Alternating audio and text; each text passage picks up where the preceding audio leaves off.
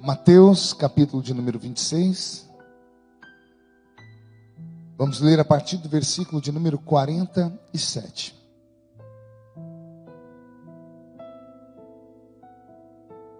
Deus está aqui.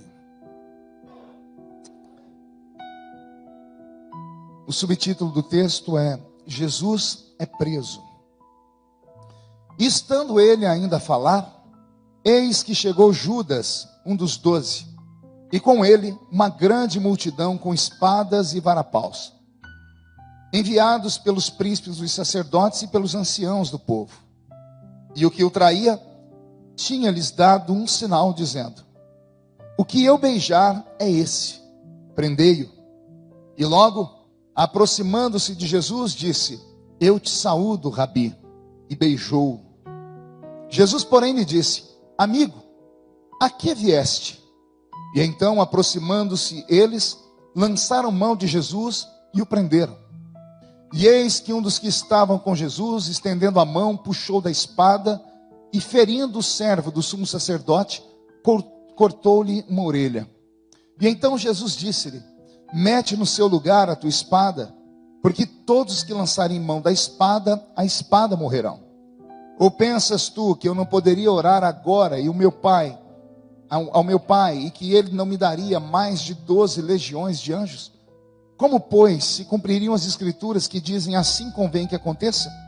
E então disse Jesus à multidão: saístes como para um salteador com espadas e varapaus para me prender? Todos os dias me assentava junto de vós, ensinando no templo, e não me prendestes. Mas tudo isso aconteceu para que se cumpram as escrituras dos profetas. E então todos os discípulos, deixando, fugiram. Amém, igreja? Incline a sua cabeça mais uma vez. Pai, me dá inspiração mais uma vez, me dá graça. Abre, Senhor, o coração dos seus filhos. Os louvores com certeza caíram sobre a terra seca como a chuva, e a terra já ficou preparada para receber a semente. Eu vou lançar a semente, ó Pai. Eu sei que o Senhor pode fazer milagres, como por exemplo a semente brotar instantaneamente, e quem sabe virar uma árvore frondosa instantaneamente, e quem sabe essa árvore frondosa de maneira instantânea também dar muitos frutos ainda nessa noite, porque nós te conhecemos. Senhor, cativa os corações e as mentes e fala conosco, em nome de Jesus, seu Filho. Amém. Querida igreja, noiva do Cordeiro, simpatizantes da nossa fé, amigos que vieram de perto ou de longe, eu li um texto nessa noite que é um texto não muito bom de ser lembrado. Um texto que conta para nós aqui a história de um dos personagens bíblicos, talvez o mais odiado entre todos os odiados da Bíblia. E olha que a Bíblia Sagrada tem alguns personagens que foram odiados. Poderíamos começar com Lúcifer, que foi um grande anjo, caiu do céu porque ele tentou ser maior do que Deus, transformando-se em diabo. Poderíamos aqui lembrar também de Caim. Poderíamos lembrar de Sambalate, Tobias. E poderíamos aqui enumerar outros seres humanos que passaram pela história sagrada, e a Bíblia relatou a história deles para nós, e esses seres humanos acabaram sendo odiados. Raramente vamos encontrar pessoas, hoje no tempo presente, que carreguem nomes de pessoas odiadas. Tente lembrar aí se você conhece algum Judas. Tente lembrar aí se você conhece algum Caim. Raramente encontramos pessoas com nomes bíblicos, como Maria, José, João. Dia desse eu encontrei um Jeová. E eu fico imaginando o que dá na cabeça do pai e da mãe colocar o nome no filho de Jeová. Nome de Deus. Imagina quando vai xingar o menino, né? Solta um palavrão e o nome de Deus vai junto. Mas seres humanos são seres humanos. O Judas da minha história nesta noite, ele é um pouquinho diferente das histórias que você conhece. Inclusive, quando eu estava meditando nesse texto, veio a mim uma pergunta, e essa pergunta eu vou repassar à igreja. Eu queria saber qual tipo de Judas você é. Porque há dentro de todos nós, sem exceção, uma partícula do DNA de Judas. Judas não foi o único que traiu Jesus. Mas o que importa não é a sua traição, mas o que levou Judas atrair Jesus. Eu fico imaginando isso porque a cena que eu narro para vocês aqui na Bíblia, ela é muito grotesca. Imagine uma pessoa que vai entregar o outro à morte, podendo dar 1 milhão de sinais. Resolveu escolher um beijo como sinal. Judas, quando vendeu Jesus para os sacerdotes, ele disse: eu vou me encontrar com ele na calada da madrugada, e se vocês quiserem ir, eu vou dar um sinal para vocês quando eu encontrá-lo. Como era no meio da mata, não havia lâmpada elétrica, as pessoas usavam lampião. Mesmo com lampião, não se ilumina tão fácil. Como era um jardim, o jardim é fechado com árvores frondosas, era muito difícil você separar uma pessoa de outra pessoa. Todos os judeus usavam roupa comprida, todos os judeus tinham barba no rosto, todos os judeus usavam um quipá sobre a cabeça. Então Judas teve que dizer a eles: olha, eu vou dar um sinal para vocês quando eu encontrar esse que vocês querem prender. Judas poderia dizer assim: olha, aquele que eu encostar a mão no ombro, já estaria de bom tamanho. Ele poderia dizer assim: ó, aquele a quem eu dar um abraço, estaria de bom tamanho. Aquele a quem eu, sei lá, dar um cascudo, aquele que eu agachar para amarrar a sua sandália, aquele que eu elogiar a sua roupa. 1 milhão de formas para mostrar Jesus. Mas ele escolheu o método mais horrível, mais violento, porque é um método de intimidade. Nós não beijamos qualquer um. Principalmente naquela época. Um homem beijar outro homem, naquela época, 2000 anos atrás, com as leis da Bíblia antiga.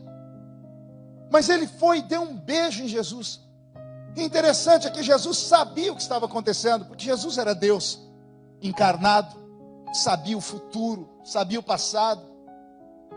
Ele olha para Judas e ele poderia ter dado a Judas 1 milhão de palavras ruins. Ele poderia ter chamado ele de traidor, poderia ter dito a ele: poxa, quantas vezes eu matei sua fome. Poderia ter jogado na cara dele: quantas vezes eu te ajudei. Confiei em você, você era o tesoureiro do nosso ministério. Eu fiz tanta coisa. Jesus poderia ter humilhado ele, poderia ter acabado com ele com palavras. Mas Jesus não fez isso. A Bíblia diz que Jesus chama ele de amigo. E diz: amigo, a que vieste? Ele usa essa palavra. Se viesse de Judas, eu teria dúvida. Porque alguns chamam alguns de amigos, mas não são amigos. Mas Jesus não tinha tempo para mentir, e ele estava debaixo de uma lei que ele não podia errar em nada. Jesus não podia mentir, não podia ser irônico. As palavras dele tinham que ser pensadas, exatas, porque poderiam mudar o curso da história. Poderia ele ser acusado por demônios e toda a trajetória da nossa salvação ter acabado. Então, quando Jesus se dirige a Judas e diz: amigo, Jesus não está mentindo. Jesus está dizendo assim: você pode não me ter como amigo, mas eu tinha você como meu amigo. E a última imagem que eu quero ter de você não é a do traidor, não é a do que me entrega com um beijo, não é daquele que me vende, é daquele que foi meu amigo. Só Jesus para ter um equilíbrio emocional desse porte. Muitas vezes nós, nesta vida pequena, tacanha e horrível que às vezes vivemos, quando algum amigo ou algum parente ou alguém bem próximo pisa no nosso calo, a gente deseja a morte para o outro.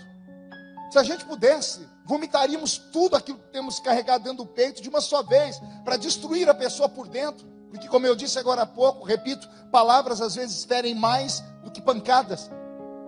Mas Jesus tinha um equilíbrio emocional fantástico. E ele chamou Judas de amigo. E aqui vai a primeira pergunta: por que Jesus chamou ele de amigo? Por que Jesus chamou Judas de amigo? Só há uma coisa que vem à minha mente. Como Jesus sabia que estava sendo vendido, estava sendo traído, ele estava dando uma chance para Judas se arrepender. Ele estava dizendo a Judas: ei, eu sei o que você veio fazer, eu sei o que vai acontecer daqui para frente, e eu sei o que vai acontecer com a sua alma daqui para frente. Eu sei o que o diabo vai fazer com você quando esse momento terminar, e quando você se afastar, e quando cair a ficha, quando você olhar para as moedas de prata e ver que você vendeu o Filho de Deus, Eu sei que você vai entrar em desespero. E o desespero fecha as janelas da inteligência humana. E um homem sem inteligência age por instinto. E alguns fortes têm o instinto de matar outros. Outros não tão fortes, quando se vê no desespero, têm o instinto de tirar a sua própria vida. E foi isso que aconteceu com Judas mais à frente. Ele colocou uma corda em torno do pescoço e se matou. Mas Jesus estava dizendo a ele: você é meu amigo. Eu não chamaria Judas de amigo mais. Mas Jesus continuou chamando ele de amigo. E ele está mandando um recado para mim e para você aqui, depois de 2000 anos. Não importa o que as pessoas façam com você, cada um age com a sua natureza.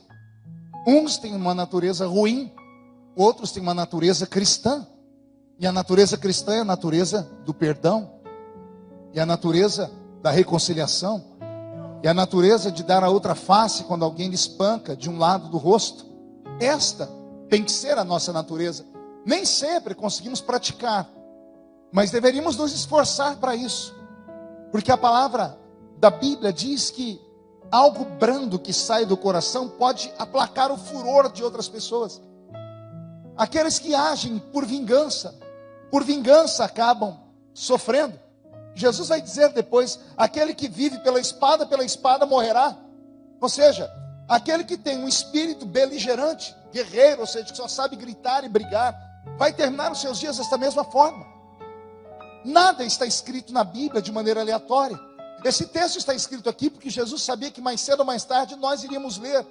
E Ele gostaria que nós agíssemos com aqueles que nos traem, da mesma forma com aquela que Ele agiu com Judas, ministrando o perdão, ministrando a compreensão. Foi isso que Jesus fez com Judas. Mas, como eu disse para vocês agora há pouco, eu queria apresentar um Judas que talvez vocês não conhecem. Eu não quero aqui pregar sobre o Judas traidor. Eu quero pregar sobre o Judas decepcionado. Por quê, pastor?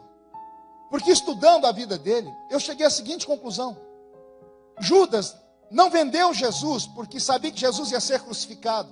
Não. Ele caminhou ao lado de Jesus, pastor Edivaldo, por 3 anos e meio.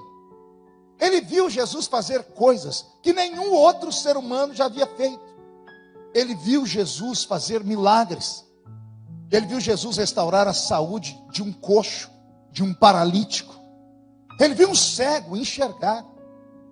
Ele estava lá quando Jesus multiplicou 5 pães e 2 peixinhos, alimentando uma multidão de quase 15 mil pessoas. Ele ouviu Pedro, Tiago e João contarem a história de que lá no alto da montanha, no Monte da Transfiguração, no Monte Tabor, Jesus se transfigurou e flutuou e recebeu a visitação de Elias e de Moisés. Ele estava lá quando Jesus gritou para dentro de uma tumba: Lázaro, sai para fora. Ele estava lá quando Jesus trouxe de volta à vida a filha de Jairo. Ele assistiu sinais e prodígios. Na mente dele, Jesus era um mágico. Na mente de Judas, Jesus era um ilusionista, capaz de fazer coisas tremendas. Pastor, e por que ele se decepcionou com Jesus? Se decepcionou porque ele nunca enxergou Jesus como Deus. Ele enxergava Jesus como um revolucionário político. Judas vinha da terra de Caríates, e a terra de Caríates, e de lá vem os Iscariotes, era uma terra onde tinham judeus que eram guerreiros, judeus que nunca aceitaram a imposição de Roma sobre eles, judeus que em outras guerras participaram, lutando para que o povo fosse livre, e nunca aceitaram que outros povos viessem e colocassem grilhões sobre eles. Judas vem de uma família de revolucionários.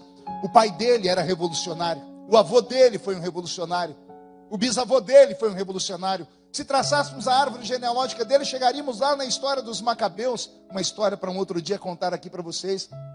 Da terra de Caríates veio um outro grande revolucionário chamado Barrabás, aquele homem da Bíblia.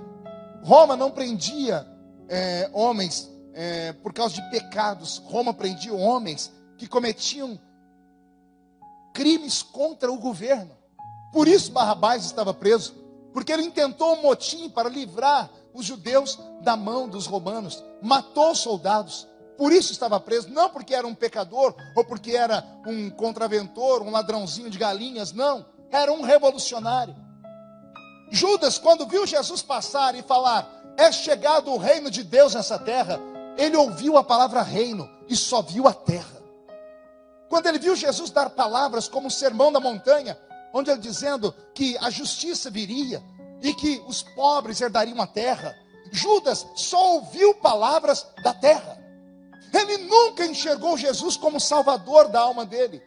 Ele nunca parou para ouvir Jesus fazer milagres, e milagres que só quem lê a Bíblia entende. Por exemplo, a Bíblia diz que vieram 10 leprosos e Jesus curou os 10. Todos foram embora, mas um voltou para pedir ou para agradecer Jesus. Quem lembra dessa história?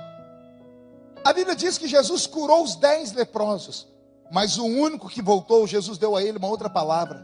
Jesus disse: a tua fé te salvou.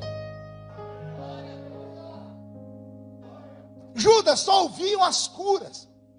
Judas estava lá o dia que a mulher do fluxo de sangue foi curada, porque ela tocou em Jesus, caiu pelo chão e Jesus gritou: quem tocou em mim? Porque eu senti que de mim saiu virtude. Aí Pedro vai dizer para Jesus: mas as multidões te oprimem, todos estão te apertando. Jesus diz: não, alguém me tocou diferente. E então a mulher se apresenta: fui eu, Senhor, que te toquei. E quando Jesus olha para ela, Jesus não diz assim: a tua fé te curou. Jesus não diz isso. Jesus diz para ela: a tua fé te salvou. Judas só se preocupava com a cura, com o milagre. Judas se preocupava com o sinal. Judas se preocupava com as mágicas, com os encantamentos. Ele nunca conseguiu enxergar a Jerusalém celestial. Para ele só havia Jerusalém terrestre. E teve um dia que ele estava tão empolgado, porque ele achou que agora que Jesus tem uma multidão que segue ele, Jesus vai dar um grito, e ao dar esse grito, todo Israel vai se revoltar contra os romanos. Ele acha que isso vai acontecer, e de repente, ele começa a ouvir Jesus mudar o discurso dele, dizendo assim: o meu reino não é desse mundo.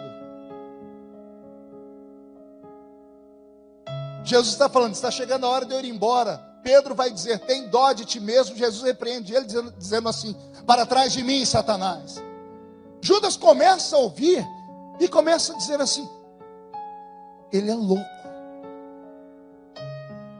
Ele tem na mão a chave para libertar Israel dos romanos, e ele está falando que quer morrer. Nem para virar mártir dá, porque nós não temos um exército tão grande assim. Judas começa a ver Jesus apenas nesse mundo, nessa esfera humana. E quando ele vê Jesus definitivamente decidido a ir embora, naquela última ceia foi a gota d'água. Quando Jesus estava triste, estava sem empolgação para levar os homens a uma guerra, a uma revolução. Jesus não foi o que Judas esperava. Judas se decepcionou. E ao se decepcionar, ele disse: eu vou sair daqui enquanto eu posso, vou ver se eu ganho alguma coisa, porque eu deixei 3 anos da minha vida para seguir esse homem. Ele vai e vende Jesus, e ele tem certeza absoluta que quando forem prender Jesus, Jesus vai fazer uma mágica. Ele acha que Jesus vai apresentar um show pirotécnico, e quando ele estender a mão, vai cair todo mundo para o chão, ou ele vai voar no céu, ou ele vai desaparecer, ou ele vai fazer aparecer fogo, ou ele vai fazer aparecer anjos.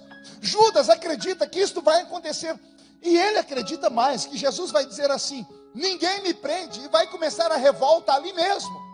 E que quando começasse a revolta ali, a revolta espalharia por toda Jerusalém, e definitivamente Israel lutaria com os romanos e seriam livres. Era isso que Judas esperava. Mas quando ele vê Jesus se entregar, quando ele vê Pedro tentar defender Jesus ao ponto de arrancar a orelha de um soldado, e Jesus ir lá pegar a orelha do soldado e colar no lugar de novo, usando a sua mágica, Judas vê tudo isso, e ele vê Jesus falar: Pedro, porventura não poderia orar ao meu pai, ele mandaria legiões de anjos aqui. Judas estava torcendo para isso acontecer, mas não acontece. Ele vê Jesus se entregar. E quando ele vê Jesus se entregar, ele sente remorso. E o remorso comeu ele por dentro. O remorso destruiu a mente dele por dentro. O remorso fez ele ver o tamanho da traição que ele cometeu. E por isso ele não suportou e se enforcou. E aqui eu volto à primeira pergunta que eu fiz lá atrás. Que tipo de Judas é você? Aquele que está decepcionado com Jesus? Aquele que trai Jesus? Porque tem um outro Judas aqui na história. Pergunte qual?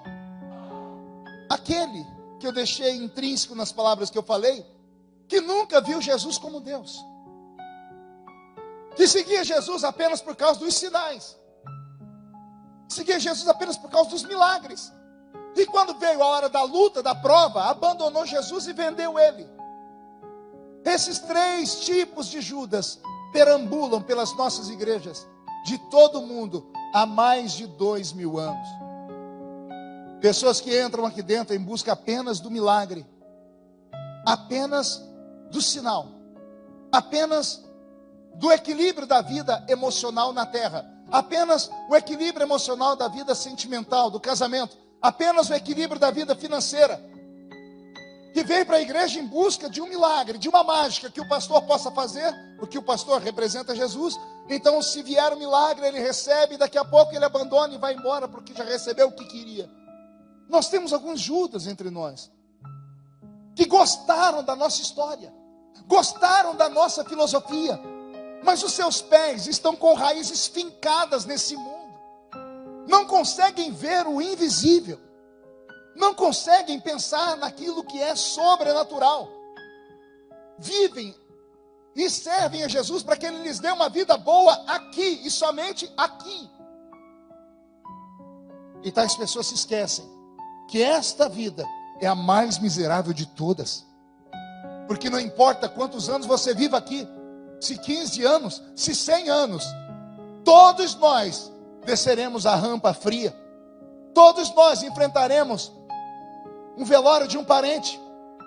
O nosso não enfrentaremos porque não estaremos ali, mas alguém estará nos velando, ou de Covid, ou de idade, ou de acidente, ou de veneno, ou alguém nos matando, ou um assalto. Não importa como, todos vão. E a pergunta que fica é: como será essa vida depois que formos? Se você serve a Jesus somente para ter uma coisa boa aqui, você já está recebendo o seu galardão aqui. As pessoas dizem: eu vou na igreja que eu me sinto tão bem. Igreja, com todo respeito, não é lugar da gente se sentir bem. Pelo contrário, quando entramos numa igreja, temos que ser confrontados com as nossas naturezas humanas, com alguém que nos mostra que nós erramos, que pecamos, que fazemos coisas erradas, e que por isso dependemos de Jesus para tudo, que precisamos do perdão, do amor dele, senão a salvação deixa de existir para todos nós. Que tipo de Judas é você? Que vem à igreja só por vir, vem quando dá na cabeça, vem quando a oportunidade vem, vem quando você se sente oprimido. Eu vou hoje porque eu estou precisando. Quantas pessoas a gente vê vir à igreja, vem hoje, não vem amanhã, daqui 2 meses aparece, fica 2 meses sem vir, aparece daqui 3 meses. Porque as pessoas oscilam tanto?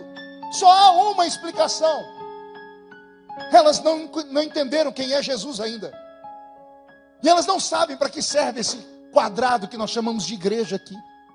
Isso aqui não é um salão de psicólogo, onde você vem e comenta as suas necessidades, o psicólogo faz lá uma receita de palavras para você, porque não podem dar remédio, e você vai para casa depois de 10, 20 sessões. Aqui não é isso. Isso aqui também não é um teatro onde você vem ver pessoas falarem bonito e você aplaude quando elas falam bonito, ou você vai quando elas falam feio. Aqui não é uma casa de shows onde você gosta da música. Eu só gosto da música, na hora da palavra eu me sinto mal. Isso aqui não é isso. Aqui é a porta do céu. Nós tentamos atrair as pessoas para cá, para darmos sentido à vida delas. A verdadeira vida, não essa. Eu falo da vida eterna, daquela que Jesus Cristo teve que vir aqui morrer por nós, sofrer na cruz do Calvário, para que quando fecharmos os olhos nesta vida, possamos ser recebidos pelos anjos na outra. É isso que importa.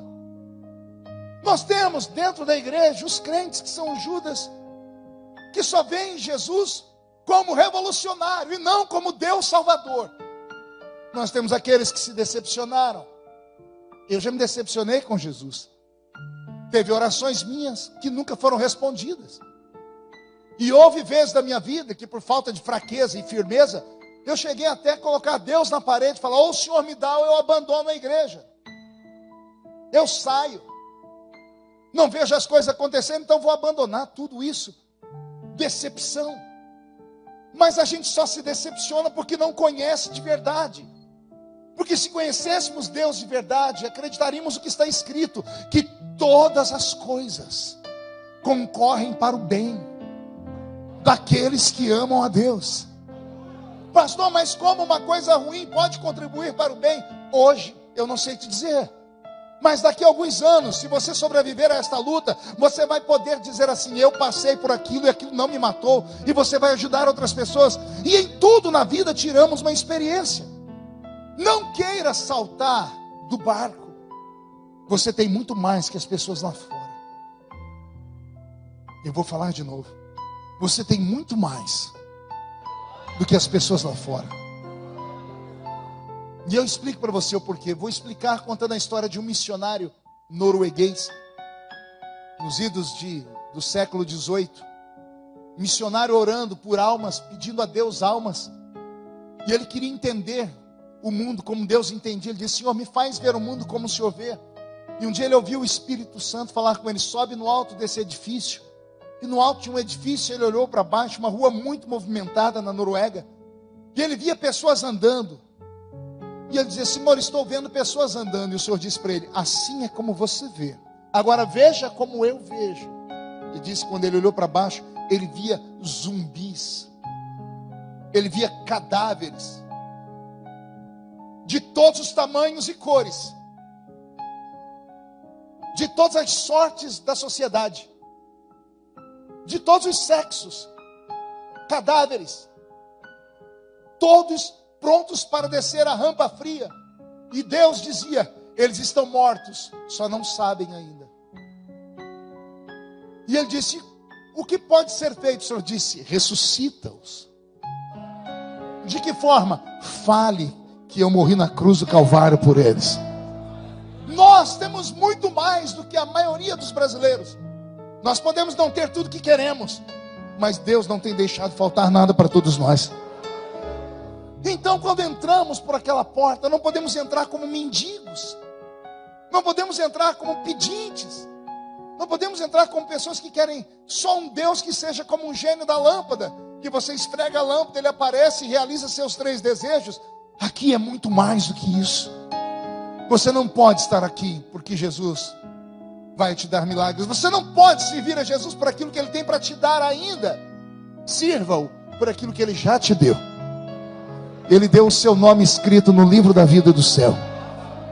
Você é batizado com o Espírito Santo. E se não é, poderia já ter sido. Não pede e não recebe. Quem sabe se pedir hoje Ele te dá. Ele tem talentos extraordinários para distribuir a você aqui. Mas não veja só como um mágico. Não seja o Judas decepcionado. Não seja o Judas que não enxergava como Deus. Também não seja o Judas que o traiu. Não traia Jesus. Pastor, e eu traio, sempre.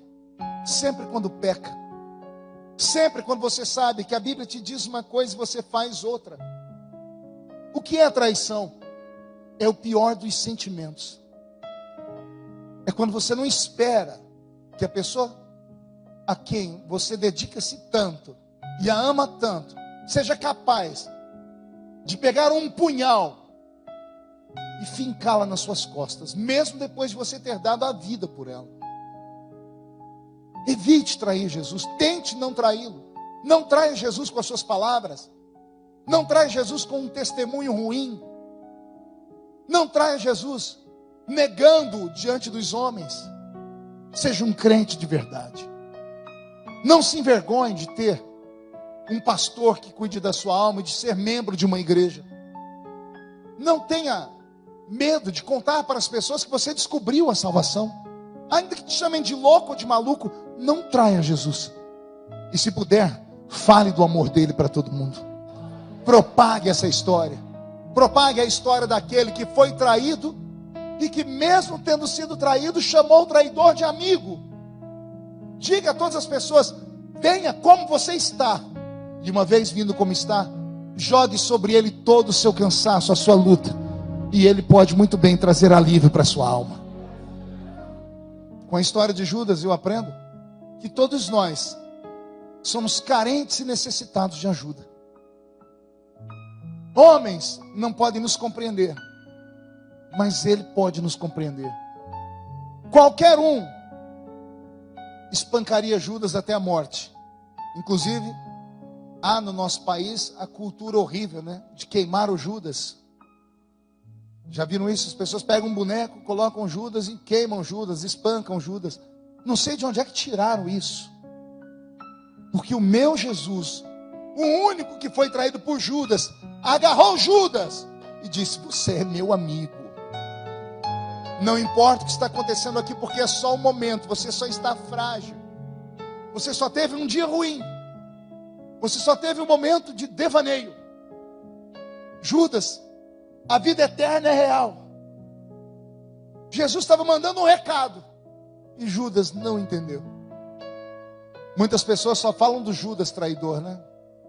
Mas teve um outro discípulo que na mesma noite traiu Jesus por 3 vezes. Alguém se lembra dele? Não ouvi? Olha só, Judas traiu e virou o mais odiado personagem da Bíblia. Terminou os seus momentos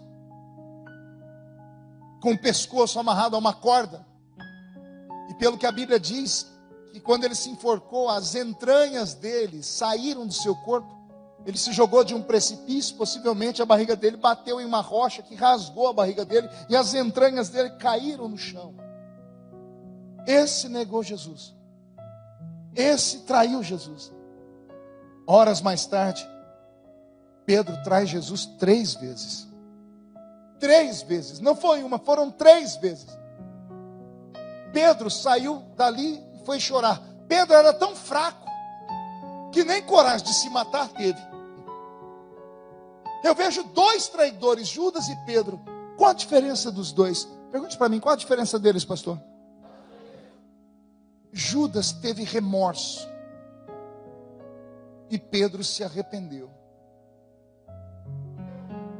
Qual a diferença? O remorso é quando você fica com a cabeça queimando, pensando: o que vão dizer as pessoas quando souberem disso? Ele não estava preocupado de fato com o que ele fez, mas sim o que vão falar depois, quando souberem que fui eu. Não foi o fato em si. Se fosse o fato em si, ele teria se arrependido e Deus teria dado um jeito. Mas não houve arrependimento em Judas, houve remorso. Pedro cometeu o erro 3 vezes. E ao invés de sentir remorso, ele foi para um canto chorar.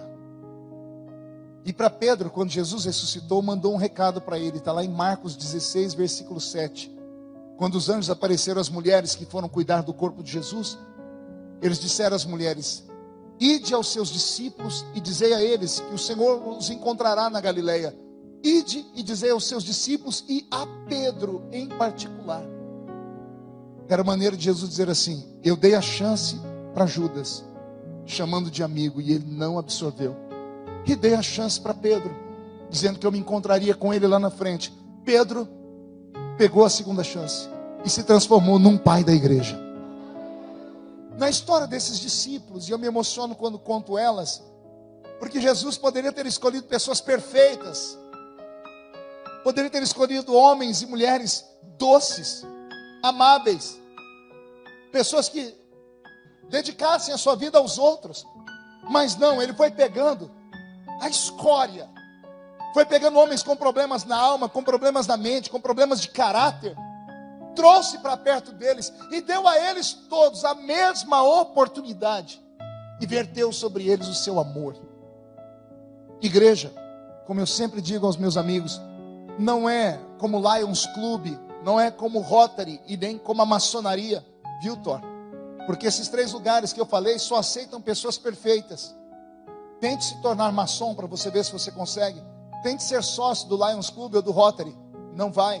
Se não for indicado, se não houver pessoas gabaritadas pela sociedade, que te indiquem para estar lá, você não é aceito, porque esse grupo só quer os melhores. Igreja não é assim. Aqui é igual curva de rio. Ai, Jesus, ruim falar isso, né? Por que curva de rio? Tudo que não presta para na curva de rio. Igreja é assim, igreja é hospital. Jesus falou, quem precisa de médico é quem está doente. Todos nós temos uma doença na alma chamada pecado. E esse pecado é uma lepra que não tem cura. Só há uma forma de nos livrarmos dele: é entrarmos debaixo do chuveiro da graça, que ao invés de derramar água, derrama o sangue de Jesus Cristo sobre as nossas vidas. É por isso que estamos aqui. Não há nenhum entre nós melhor do que o outro. Por isso que nós não aceitamos essa igreja que ninguém coloque o dedo no nariz do outro, que julgue o outro, que fale o que o pastor deve fazer com a vida, que pecou, que errou. Nós não aceitamos, porque nós entendemos o nosso lugar no espaço. Precisamos ajudar uns aos outros. Precisamos estender a mão para quem está caído. E se você conhece algum Judas que foi expulso, diga para ele, se lá não te querem, tem um lugar que quer. E pode trazer para cá que nós cuidamos deles. Não entendeu? Vou falar de novo. Se você encontrar por aí pessoas que foram expulsas das suas igrejas perfeitas, santas, pessoas que ninguém mais as quer, porque erraram demais, porque pecaram demais, diga para eles, ó, tem um lugar que já foi chamado na cidade de lata de lixo. É aqui. Pode mandar todo mundo vir para cá. Porque aqui, na verdade, eles só vêm por fora, né? Vem a embalagem da lata de lixo, mas aqui dentro é uma usina de reciclagem. A pessoa entra aqui caída e Jesus faz ela sair de pé. Ela entra suja e faz ela sair daqui limpa, lavada no sangue de Jesus. Com esta visão que Jesus me deu sobre Judas, eu tento não ser melhor do que o meu Deus. Porque o meu Deus pegou Judas e chamou ele de amigo. Abraçou ele. Falou do seu erro, do seu pecado. Mas falou sem acusar. Era a maneira de Jesus agir. Era dizer, você ainda é meu amigo. Recebe esta palavra hoje, para você não sair daqui com a sua mente queimando. Para você não viver como um escravo do diabo. Como é que o diabo escraviza alguém? Cravando as unhas na mente da pessoa e mexendo no cérebro dela, fazendo ela se ver como um lixo, como uma pessoa imprestável, como uma pessoa ruim. É assim que o diabo faz, acusando a pessoa dos seus pecados. Amigo, amiga, não se sinta envergonhado de estar aqui. Todos nós fomos comprados pelo mesmo sangue. Eu não valho mais do que você, e você não vale mais do que eu. Fomos comprados com a mesma moeda. E o Deus de Judas está aqui dentro.